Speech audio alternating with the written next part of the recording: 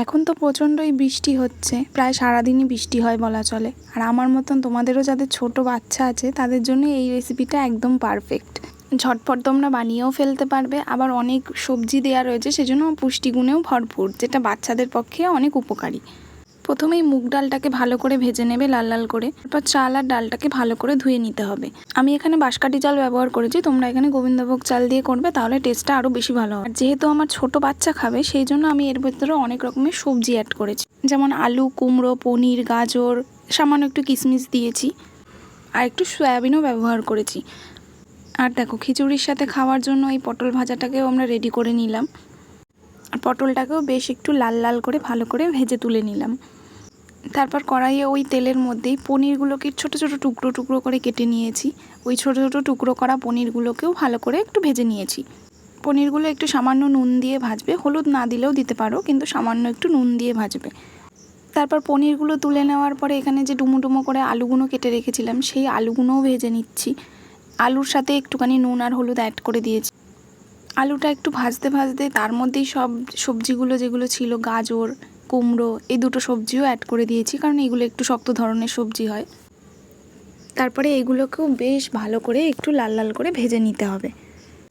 দেখো, এখানে কথা বলতে বলতে আমার সবজি ভাজাগুলো তো সবই কমপ্লিট হয়ে গেছে। এবার এদিকে যে চালটা আর ডালটা সেদ্ধ হতে বসিয়েছিলাম সেটা দেখবো কতটা সেদ্ধ হয়েছে। এটা 40% মতো সেদ্ধ হলে এই আলুগুলো, ভেজে রাখা আলু, গাজর আর কুমড়ো, এগুলোকেও অ্যাড করে দেব। তারপরে এগুলোকে বেশ ভালো করে একটু মোটামুটি সেদ্ধ হতে দেব, ঢাকা চাপা দিয়ে একটু সেদ্ধ হতে দেব। তারপর খানিকক্ষণ পরে ওর ভেতরে কেটে রাখা টমেটোগুলো দেব। আর আমি 2টো কাঁচা লঙ্কা দিয়েছি। আমার বাচ্চা যেহেতু ছোট সেই জন্য আমি 2টো কাঁচা লঙ্কা ব্যবহার করেছি। তোমরা ঝালটা তোমাদের টেস্ট অনুযায়ী ব্যবহার বাড়িয়ে কমিয়ে নিতে পারো। তারপর আরও কিছুক্ষণ এটাকে ভালোভাবে ফুটতে দেব।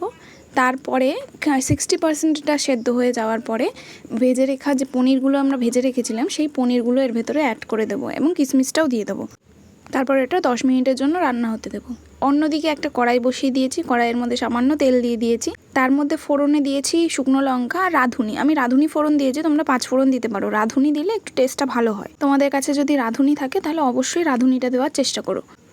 আর দিয়েছি 1 চামচ আদা বাটা আর একটু সামান্য নুন আর একটু হলুদের গুঁড়ো। এটাকে দিয়ে একটা ভালো করে একটু মশলা বানিয়ে নিয়েছি।